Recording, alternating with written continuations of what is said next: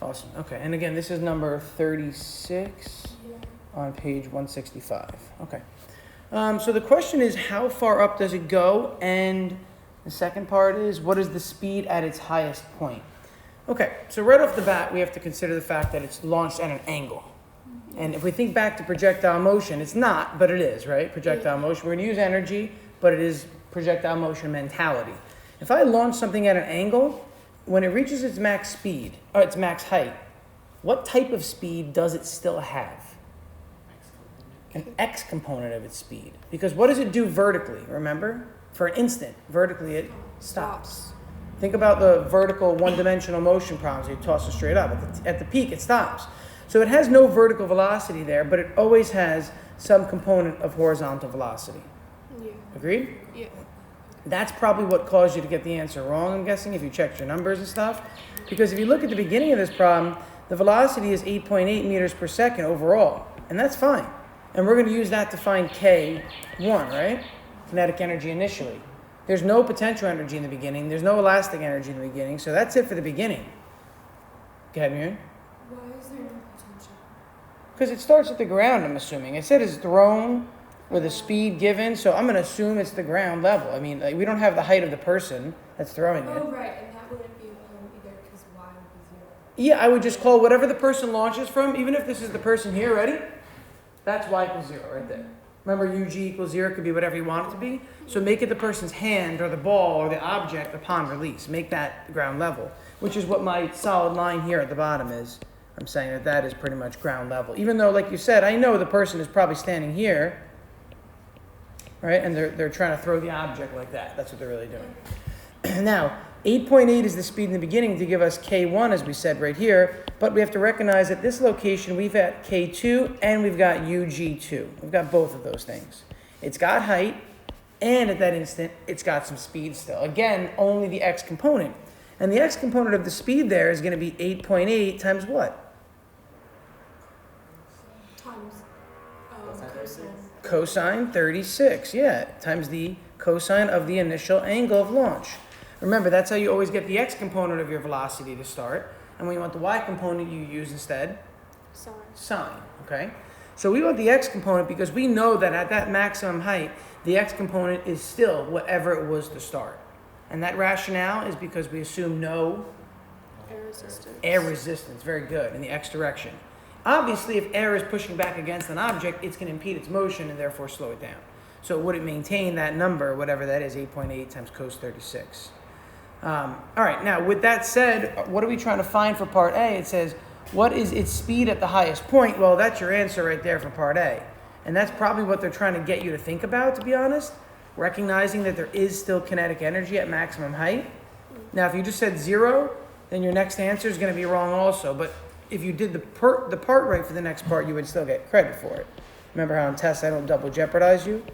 So if you give an answer of 0 for this, instead of 8.8 times the cosine of 36 for part A, and then you use that answer in part B incorrectly, I don't double jeopardize. So I would still give you, like, for example, this part is E1 equals E2. And then technically the correct answer is this. There's K1 in the beginning, there's K2 at max height, and there's UG2 at max height. But if you said that the velocity at max height was 0, you would not have this, and this would be your answer. And technically, that would be right based on your incorrect answer for part A. I have a question. Yes. So, didn't you say velocity is 0 at y?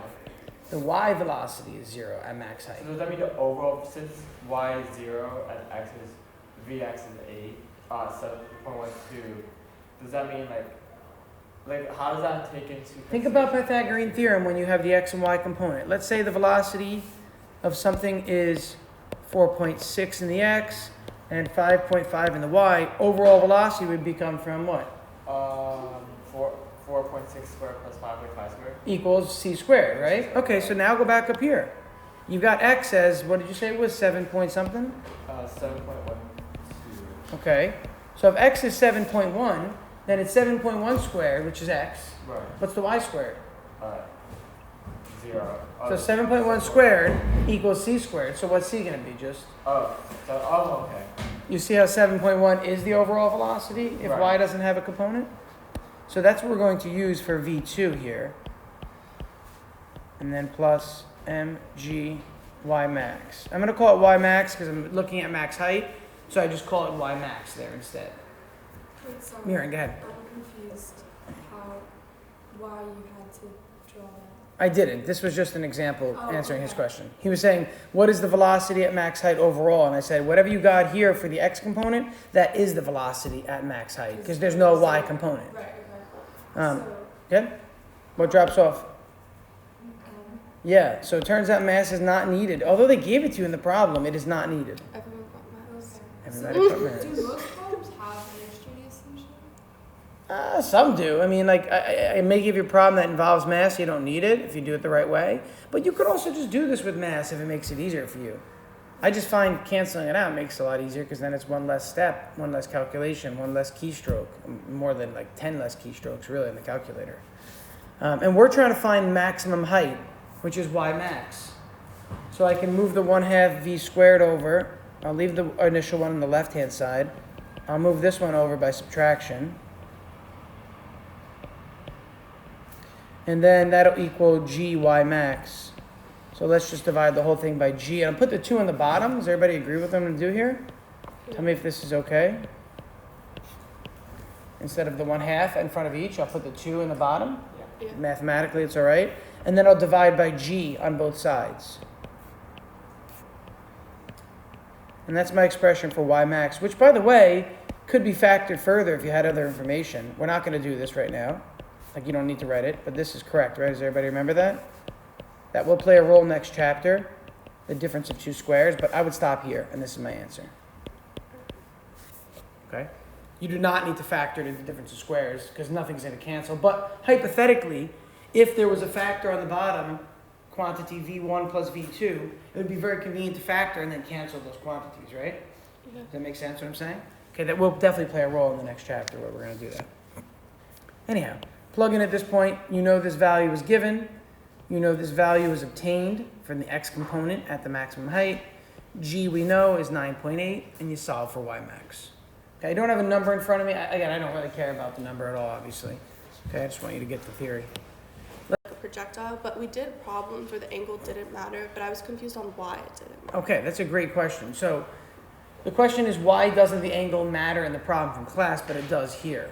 So in this problem, if you recall, the object is being launched, and our point of interest is maximum height. Yeah. And at maximum height, it still has x velocity. Yeah. So I needed the x component from the beginning. So Yeah. that's why the angle mattered. That's the only Yeah. reason the angle mattered. Now, think about the problem in class that we did. We threw an object, or a diver dove off a diving board and landed in the water. Yeah. And upon landing in the water, we were trying to find out the impact velocity hitting the water. Yeah. Impact velocity hitting the water. That's the overall velocity, not the x component, not the y component, but the overall velocity hitting the water. Yeah. So why would I need to break something into components if I'm not needing them? Think about the nature of the problem. Here we needed the x component because it involved max height. Did the problem I just talked about involve max height? No. Because the diver dove off the board Yeah. with some velocity given, and our goal was to calculate the velocity that they hit the water with. Yeah. So that's the overall velocity, not the x component, not the y component. We didn't ask anything about maximum height. So this is really good food for thought, though, on the test. Very good food for thought, right? That if a problem involves this, where it's launched at an angle, and there involves something to do with max height, you're going to need the component to get the velocity up there at max height. Okay. Does that make Yeah, sense yeah, now? that makes sense. Okay, so the angle will matter if the problem involves something where you need Vx or you need Vy. Likely Vx, because remember, Vx is the constant that's throughout the entire problem, whereas at max height, Vy is equal to 0. It doesn't matter. Okay. Okay? So it's hard to answer the question about when it'll be used. It's more like when you need an x component or y component, that's have when to. it'll be used. Okay. Okay, so 1, 2, I'm going to go over here next. Okay, well, this On, you were next, Chloe, and then Amit was next, and then I'm just going to go in the order people arrive for questions that I want don't to be really asked. have a problem, but I just had a question because Yeah. in that problem, like the angle mattered because it was is very specific to 49. 49, that's no problem. But it's Let me more like read it this. real quick if you don't mind. Oh, yeah. A baseball is dropped from a tree, given mass, given height. What is the speed which it hits the ground? If A is to be ignored, I assume A was Yeah, it was Easy? fine. For me, Okay. but it was just B which got me confused with friction because Let's talk about this one. I wasn't sure if it was, I still don't get how minus and plus, like when Yeah. you subtract, when you I love this problem. Okay, so here's the scenario for part A, and here's the scenario for part B. That's the difference to start. In part A, there's no air resistance at all. And you're told the object is dropped from a certain height. So we know that since it's dropped from a height, it's going to have potential energy to start. And then when it hits the ground, it's going to have kinetic energy. Agreed? right. And then the solution for this is going to be radical 2GH or radical 2GY. Remember that solution we came up with in the lab? Yeah. Remember the skate park ramp? It's the exact same solution. And we know that already because things are all going to cancel. Okay, and we did this in the lab, so we know already this is going to be just 2 root 2GY.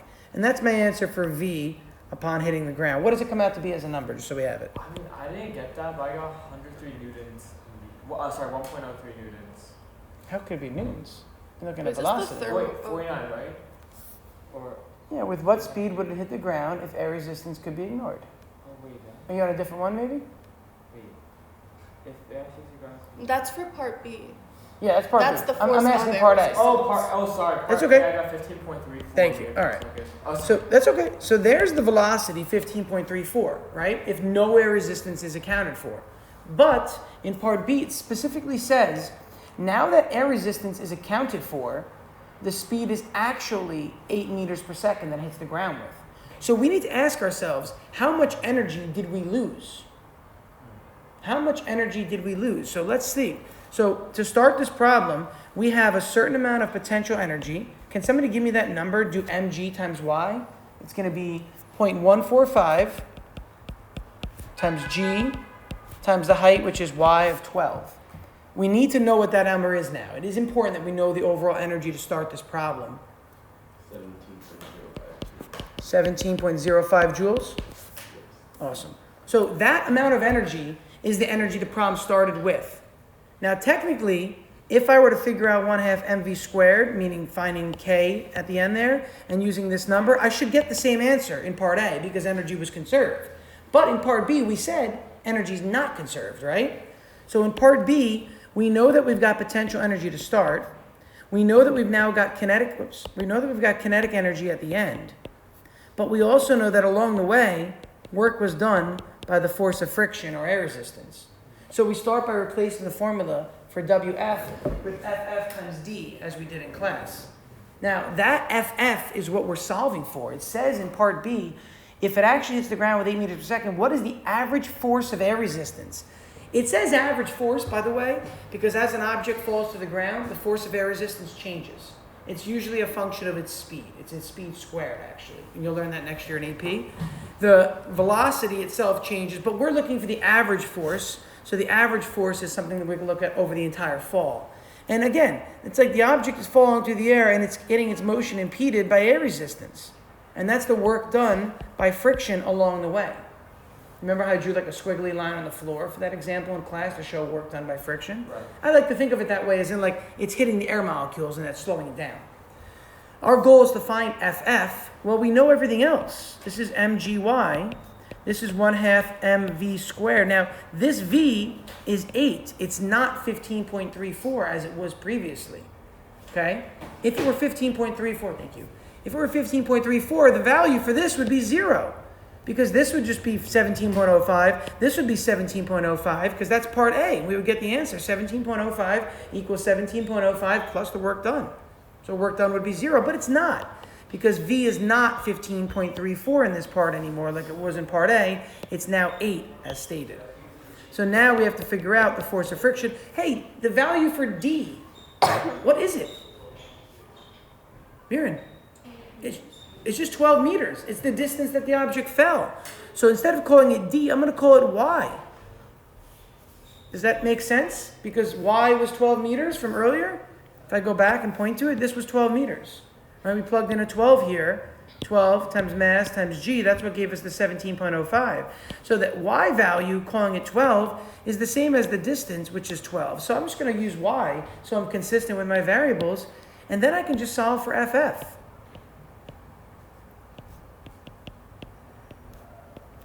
And technically, if I want to call them 1 and 2 like I did earlier in class this week, we can do that. So my subscripts are consistent if it helps. Okay, so if you want to call everything 1 and 2 from 1 in the first and the second. And then it's going to equal FF times Y. So I'm just going to divide the whole thing by Y. And that's my FF value that I get. But again, remember that this is 8. If you put a 15.34 in there, you're going to get this minus this equals 0. And then the force of friction is 0, which was what we assumed in part A. I just have a quick question. Yeah. How do you know which force to rely on when solving for work in general? Okay.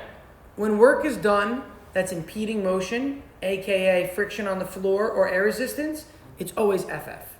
Because that's what causes impeded motion, friction.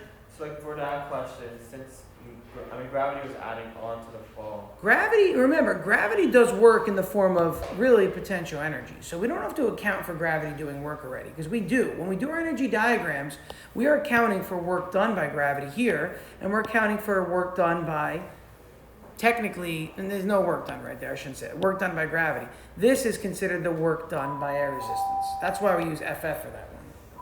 The work done by gravity is already accounted for, so we don't have to worry about it. Because I did this, I did exactly the same, but I did mgd cosine theta equals 1/2 mv squared on this. Yeah, did you use mgd cosine theta over here? No, I looked at more like the energy style problems than the mgy, but I don't know how I got mg cosine. I assumed it would work. So I did. Technically, it'll work if you do it that way. If you do mgy times cosine theta, theta is 0, you get back to this right here. That's what it is. So you're just doing it a different way by using work done by gravity. But if you use energy due to potential and energy due to kinetic, then the only force that's going to be outside of those entities is the force of friction. Almost every time, this is going to be the force of friction when it's involved in an energy problem. If I just give you a problem where a person is pulling on an object, and I say find the work done by the person, then you're going to go back to work equals FD cosine theta. Remember that one? Mm-hmm. And that's going to be the easy version of the problem. This is kind of a tougher problem now because you're combining everything in chapter 6 Right. in this section of 6669. I know that was the warning bell, so you do have to go down there. If you have more questions and want to come by today briefly, I've got the first 15 minutes of activities period free, or first 20 minutes actually. But then I have a meeting after that. So if you want to see me in the first 20 minutes of activities, or if there's a free that we have mutually, like first period I'm subbing today. I don't know where. It's Mr. Egner's class, if that's your class. It's U.S. History, I think. Oh, So I have that. if anybody has that first period, I'll be there subbing. You can follow up with other questions if you want to. Is there already nothing during that period? There's no KE, and then when they're at ground level, it's always no PE, right? Yeah, if there's no velocity, there's no KE, and if there's no height, there's no PE. Like if the problem states the object, like if the object doesn't state that object starts from rest, there will always be KE present then, or? I mean, it could say an object is compressed against a spring, and then the spring launches it. Well, technically, it started from rest there. Right. So there's no KE to start because the energy comes from the spring, right? Right. But it doesn't say it starts at rest. So You don't have to say it starts at rest. You need to be able to conclude that based on the problem. Like I never said the word starts at rest, right? I said an object is compressing a spring, the spring expands to launch the object. Well, the assumption is it was at rest at some when point. you're compressing the spring, is that like the elastic potential energy, or is that what that is? Yeah. And then when you release it, it's just kinetic energy, right? And height, if it starts at a height. Oh, right.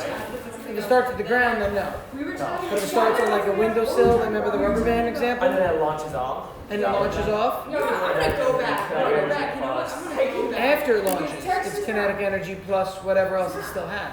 Oh, I If see. it's falling and it's like on the way down, then it still has potential energy. What's the? Okay. But generally speaking, if an object has Okay, so. kinetic energy and it's launched from a height, sorry, if it has elastic energy, it could also have gravitational energy, both to start. 2:30. Oh yeah. Oh, I see. If Yeah. there's height to start. But if you're thinking about the scenario the other way, like this, and it has elastic start, that's all it has to start. It does not have gravitational to start. I see. Okay? But yeah, there's one question like similar to that. I just wanna Girl, I asked see you. that.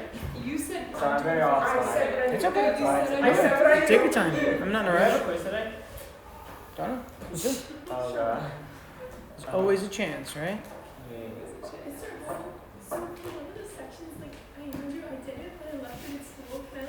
Yeah, that's fine, man. No problem. It's for the prom set? Yeah. Yeah. It was 70. Oh, sorry. There you go. No, I was here last. So No, it's not. I already have a They question. both have asked questions already, actually. Oh, no, actually, no, you did already. Yeah, you started. So go ahead, dude. I'll hang out until your I teacher have gets here. just like a logistics question. It's really good. Sorry. Is the homework due at 8 in the morning or before class? Technically, 8 a.m. is what I put as a due date every time.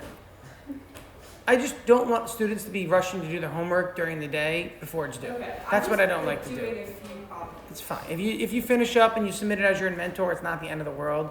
Okay. I put it 8 a.m. again to encourage you to do it the night before. Dita? Can you go through 24 24? Yeah, let's take a look. first? Yep. One car has twice the mass of a second car, but only half as much kinetic energy. When both cars increase their speed by 8 meters per second, they then have the same kinetic energy. What were the original speeds of the two cars? All right, so we have a couple things to write. We have to write, it's probably a system of equations, I'm guessing, just by looking off the bat. So let's call one car car A, and let's call the other car B. One car has twice the mass of a second car, so MA equals twice MB. Does that work to start? All right. But only half as much kinetic energy. So KA equals 1/2 KB. Is that a good starting point as well? All right. Now, besides that, do we have anything else? It says when both cars increase their speed by 8 meters per second, then they have the same kinetic energy. Okay, that's interesting. So let's start by writing out, instead of KA, I'm going to write 1/2 MA VA squared, equal to half of the energy that kinetic B has. See the 1/2 there happening? Okay. Now we also know that MA is twice MB, so let's start with that also.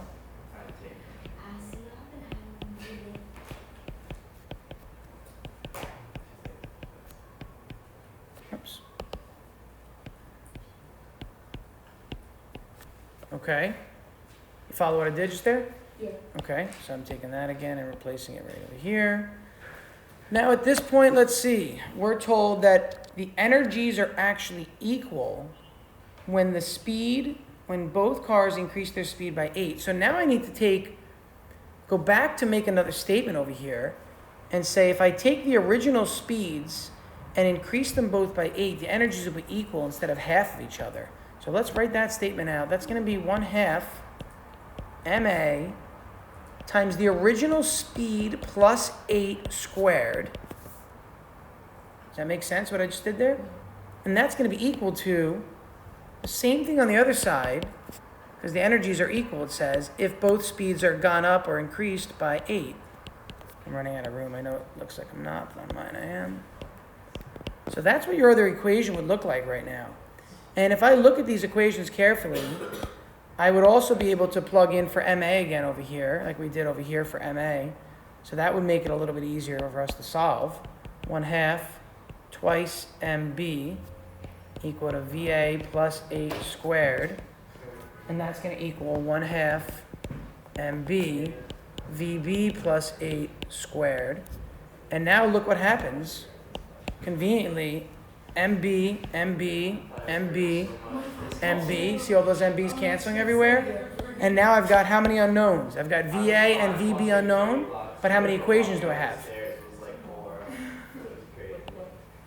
Oh, 2 equations, 2 unknowns. It becomes a system of equations. Now it needs to be simplified. This 1/2 times 2 reduces to be nothing, or 1, right, really? And then 1/2 becomes 1/4. And this is what I get on my left equation right there. And then on my right side, it just becomes a little messy. I still have a 1/2 times a 2 right here, right? See that? 1/2 times a 2? That's going to drop off to be a 1. So this is just going to be VA plus 8 squared. And then the right-hand side is going to be 1/2 of VB plus 8 squared.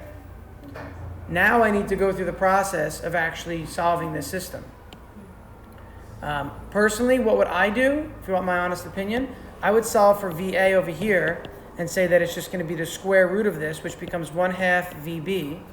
Right? If I take a square root of this and a square root of this, the square root of 1/4 is 1/2, and the square root of VB squared is just VB. So I could take this now and plug this in right over here, and this line becomes VA plus 8 quantity squared equal 1/2 VB plus 8 quantity squared. Oops. Let me do that again. I replaced it in the wrong spot. Yeah, I replaced it in the wrong spot. VA is a half of VB, so I should have done it over here. Let's try that one more time. Right there.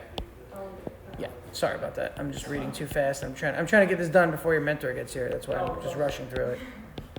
1/2 VB plus 8 squared. 1/2 VB plus 8. And at first it might look like these are the same, but they're not. One has the 1/2 on the outside, one has the 1/2 on the inside. That's the major difference here.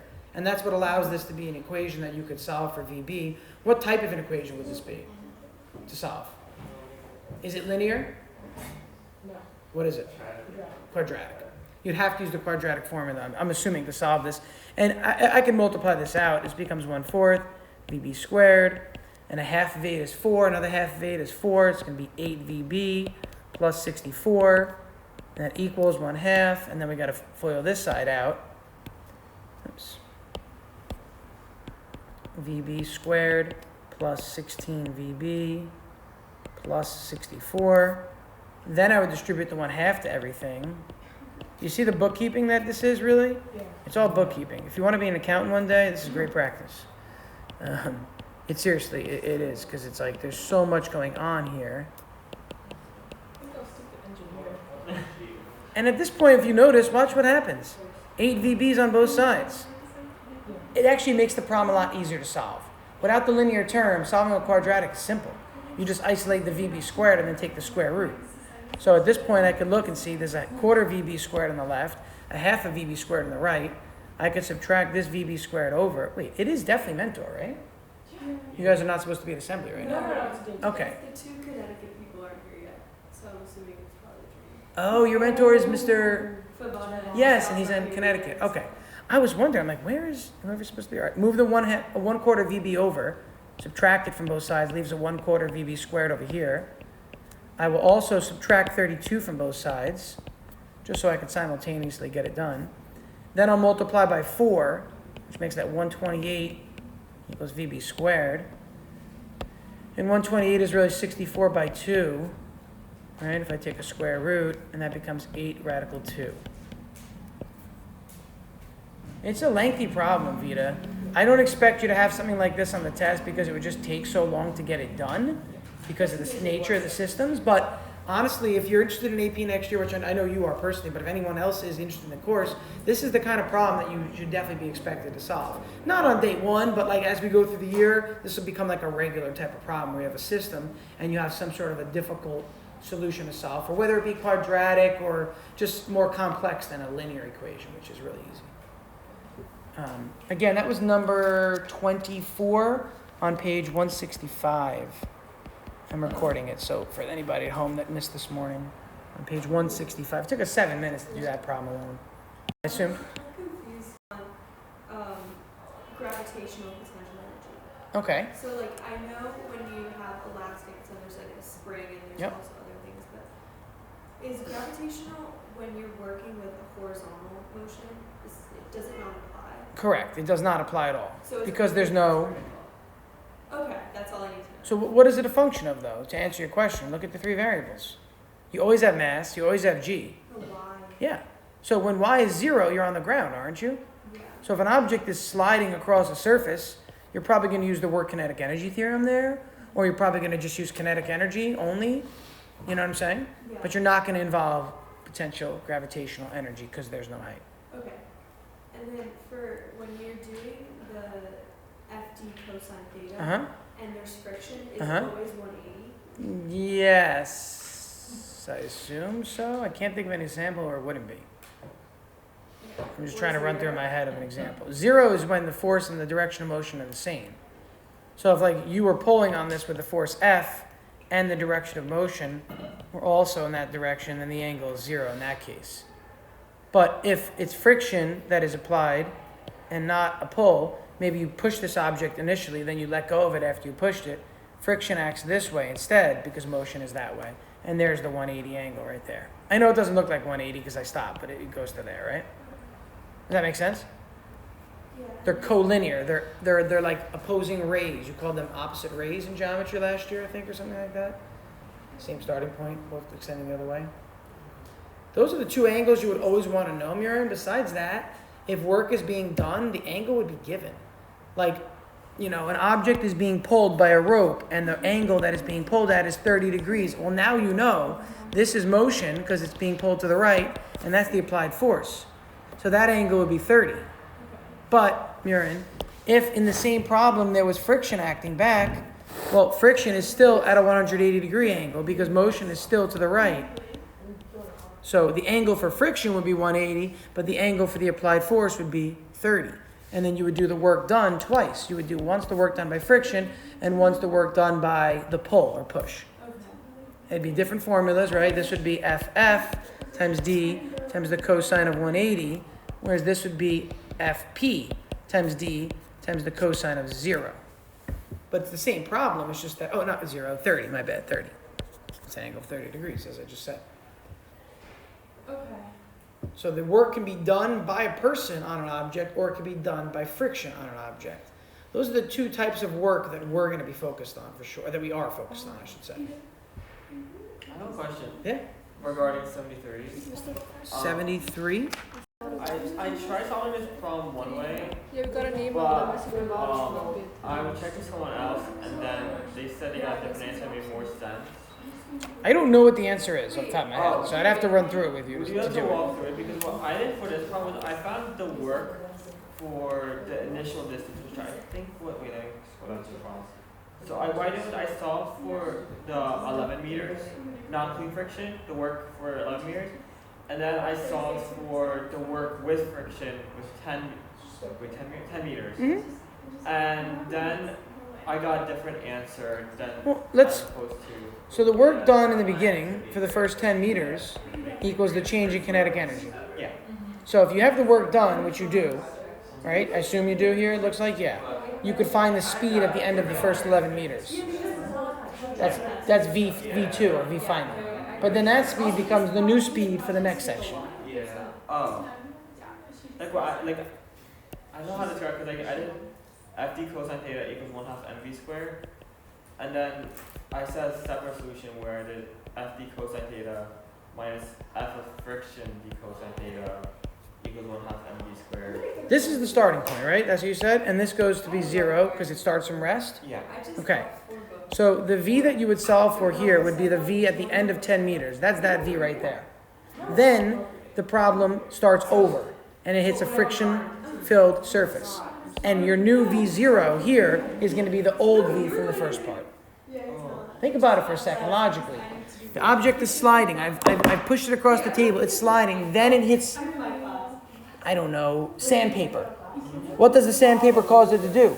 Slow down. But it had velocity at the end of the first 10 meters, didn't it? Right. So the final velocity of part 1 becomes the initial velocity of part 2. So then it would be FD cosine theta minus F of friction d cosine theta equals 1/2 mv squared minus 1/2. Well, no, for the second part, you're no longer applying a force on the object. Let's see. Are you? I don't know. Oh, wait, let me start. No, I guess you are. I guess you are, yeah, sorry. So in the second part, it would be this. It would still be this. And then the second part would have a starting velocity. Okay. And the starting velocity for the second part is the same as the ending velocity from the first part. So whatever this velocity becomes at the end of the first part, you make it your starting velocity of the second part. And then your goal in this problem is to actually solve for your ending velocity, V. Now again, this value of D here becomes, as you said, 10 now, right? Yeah, that's 10, and that's a 10, whereas this value of D here earlier was 11. This angle is 0 degrees, this angle is 180 really, so That one makes it a minus. yeah, so technically I should make this a plus if I'm gonna put 180 there, is that, Yeah. okay, just to make it agreeable. And then this angle here again was 0 degrees back up there, because there wasn't friction. Alright. Does that make sense? You want to truncate the problem into pieces, so the end of the first part becomes the beginning of the second part. Right. Yeah, I just didn't want to have mv squared without thinking, It had some speed to start, because then you're neglecting the kinetic energy it had at that instant. Right. Okay.